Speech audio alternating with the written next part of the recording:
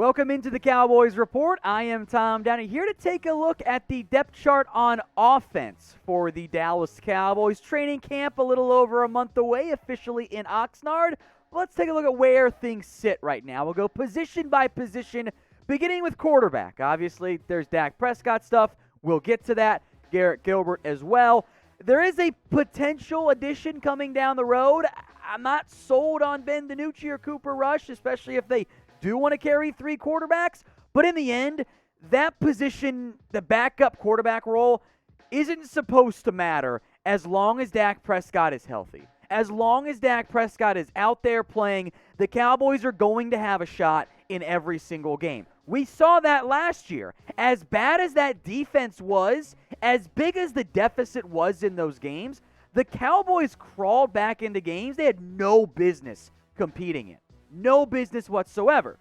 But the health, which he appears to be fine, the ankle's good to go, I'm sure will be at the back of the mind of at least some people out there. As we sit right now, Garrett Gilbert is the heavy odds-on favorite to be the backup quarterback, and that's fine. I think fine is the word I would use to describe Garrett Gilbert overall. He's not special. He's not elite by any stretch of the imagination. He does exist out there. If you had to play him for a game or two, I think it'd be okay. For an entire season, the numbers don't lie, guys. He's not a starting caliber guy.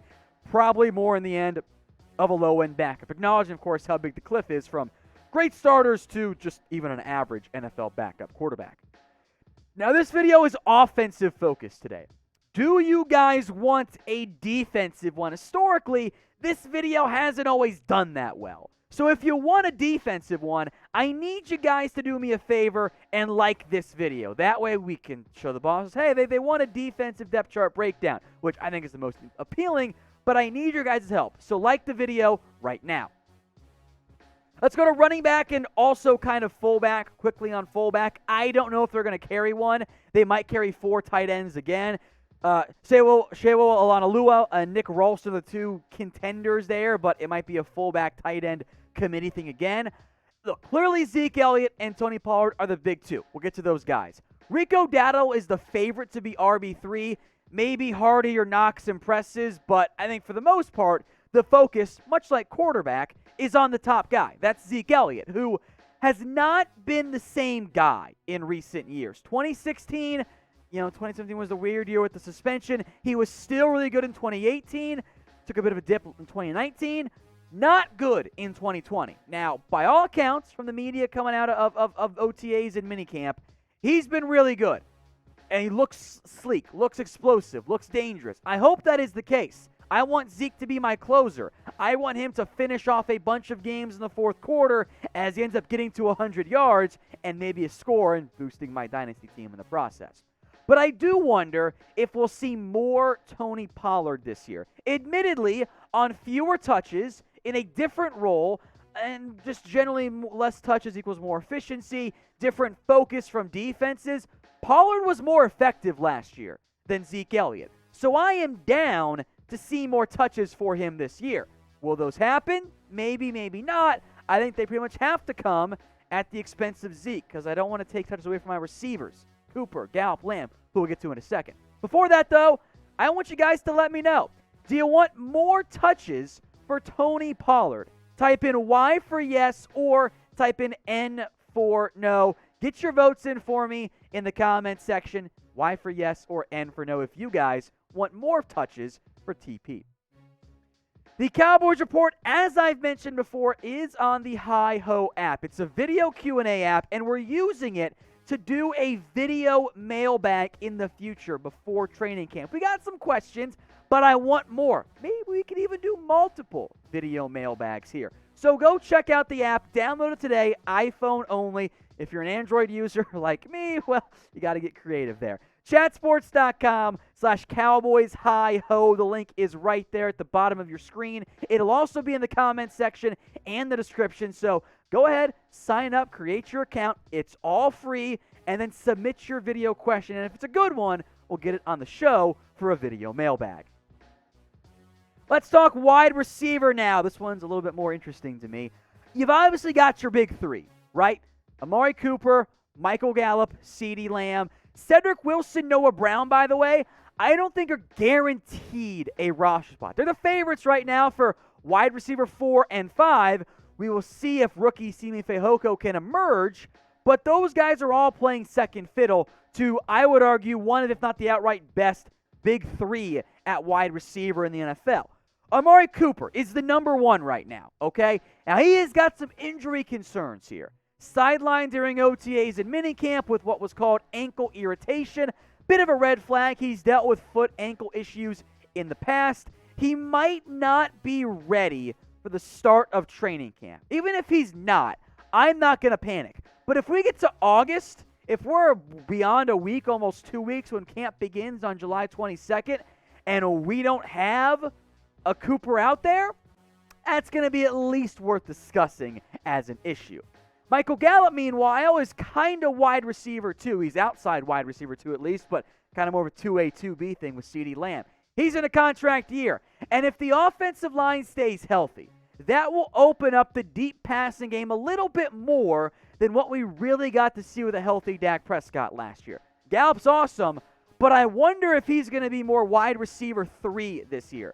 From a stats perspective, in terms of efficiency, Lamb kind of outplayed him. CeeDee Lamb, I think, is going to go for 1,000 yards this year. I am hyped if the O-line, which we'll get to, stays healthy. With Dak Prescott back out there and 100% and able to sling it downfield like we saw last year. He had drop issues last season. I think those will go away, and I think CeeDee Lamb is primed for a true breakout year of at least 1,000 yards. So I want you guys right now to make your predictions here for me. Who will be the leading receiver for the Dallas Cowboys? This is the pinned comment, by the way, on today's video, so get your votes in there in the comment section. AC for Amari Cooper, CD for CeeDee Lamb, or MG for Michael Gallup. I would be remiss if I didn't mention the other guys we haven't talked about here. Turner's kind of more of a special team guy in that particular role. We'll see if he makes the roster. Made it last year. That's Malik Turner, by the way. Bunch of UDFAs, right? TJ Vasher, former UDFA Aaron Parker, who spent time on the practice squad last year. Brandon Smith, who the Cowboys paid a pretty good amount of money to. Osiris Mitchell, Brendan Eagles. There was a theme there, by the way. Mitchell, Vasher, Eagles, to an extent, Brandon Smith. Bigger bodies. The Cowboys have a role they're searching for. A big body possession, red zone type of guy. Not pictured, by the way, both Johnny Dixon and Reggie Davis. Cowboys are crazy deep at receiver. They carried a lot of guys. Most of these guys, maybe one or two, have no chance of making the roster. Maybe one guy makes it, and more likely, maybe one or two, three, or maybe three get on the practice squad. All right, to tight end now. And I'm going to list Blake Jarwin at tight end 1. We will see if that's the case, because Dalton Schultz was very impressive last year. These are different types of tight ends. Now, statistically, the volume favors Dalton Schultz. Again, games played, right? Jarwin missed a lot of time last year. Efficiency-wise, bigger play-wise, that seam stretcher tight end role down the middle of the field, which will be open this year, I think, favors Blake Jarwin. Maybe it's a committee in the end. Dalton Schultz out there in a lot of 11 personnel. When they go to 10 or a passing downs, maybe it's more Blake Jarwin. If Jarwin's fully healthy, this is a very fascinating roster position battle, and also see how it gets divvied up. Both guys will play, but who plays more? Make your prediction for me right now in the comments section. Type in DS for Dalton Schultz, or yes, you guys can type in BJ if you want it to be Blake Jarwin. Now, the Cowboys will carry at least one more tight end. Probably either Jeremy Sprinkle or Sean McEwen. Maybe Nick Eubanks impresses. I'm not sold on our Artavius Lynn. Happy to be wrong, though, in the end. They could carry both, though. I mentioned this in fullbacks. Mike McCarthy has mentioned that the tight end fullback position is kind of blurred in the modern-day NFL. So I think the Cowboys could carry both Sprinkle and McEwen, but we will see. There's kind of going to be 4 guys battling for that one last roster spot on the 53. Of course, if everyone's healthy. Now, as training camp gets going, and even though we're entering a dead period, we're not going anywhere. We're going to keep giving you guys videos every single day. I don't really believe in off days. So if you want videos all day, every day on the Cowboys, hit that big red button and subscribe right now. To the offensive line we go, which is going to be fascinating because there's a lot of question marks, namely around health. So we'll kind of go more player by player here and get to the very end at the end with just some backup random guys. But I want to focus in on the tackles to start. Tyron Smith, Lael Collins. Tyron's got the injury issues. Now, he might say he's in best shape of life season. He's missed 3 games or more in 5 straight years. That's a bit of a red flag for me, and I know many of you guys watching at home right now or on the road or at work or whatever. I hope he's healthy, but it will always be in the back of my mind. He's still only 30, but I just want to see him healthy because he's so good when he's healthy. The same is true of Lael Collins, who last year was not in the best shape of his life. Now, it's a chicken or the egg scenario, which is, well, was it the hip issue or was being out of shape, did that cause the hip issue? Up for debate, doesn't matter at this point, though. He says he's in great shape, coming back from his rehab, and is down below his listed playing weight, by the way, of 320. So I want to trust these guys. I want to have confidence. I can't give it a 10. It's maybe more of a 7 for me. But what do you guys think? Using a scale of 1 to 10, as we like to do here on the Cowboys Report, rate your confidence level in Tyron Smith and Lael Collins. 1 on the low end, 10 on the high end. I also wanted to mention what is in reality, I would argue, one of the deeper offensive tackle rooms in the entire NFL. When healthy, 2 top 10, top 5 starters at their respective positions. And 3 players who have started games in the NFL as backups. That's almost unheard of. Ty Nsekhe, the pickup this offseason. He's older, not guaranteed a roster spot. Brandon Knight could get some work at guard, by the way, because there's a lot of depth there. He's been a nice UDFA pickup. Terrence Steele was bad to begin the year, but once he got benched after he came back, he actually fared better. I don't want to see any of these guys out there. If they do, and if they're forced to play, it's not the end of the world. There are a lot worse teams that could not survive losing offensive tackles like the Cowboys did last year. There's also Josh Ball, the 4th-round pick out of Marshall, who I think the team is hoping can become a good swing tackle in the short term, maybe long term as well for the Cowboys. But I think, at least for now, as a rookie, he's stuck behind those other guys, which could change in the not-too-distant future.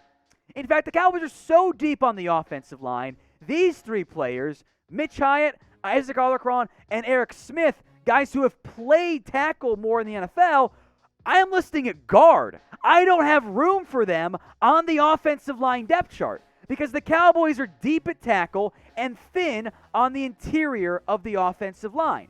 Alarcon has gotten some work at guard, right? Eric Smith has. I'm listing Mitch Hyatt there, even though he's a bit banged up right now, because I want to put him on the list. Now, center is probably the most significantly thin position on this roster. Connor McGovern, who we'll get to in a second, can work at center if needed.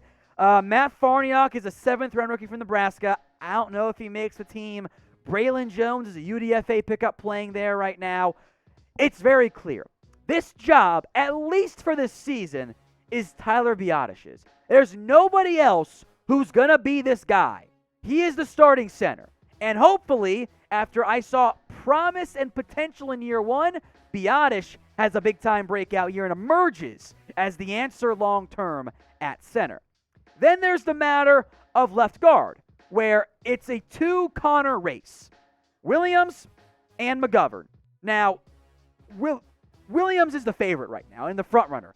And I believe that he is, and for some fans out there, he's underrated. He is an above-average starting guard in the NFL.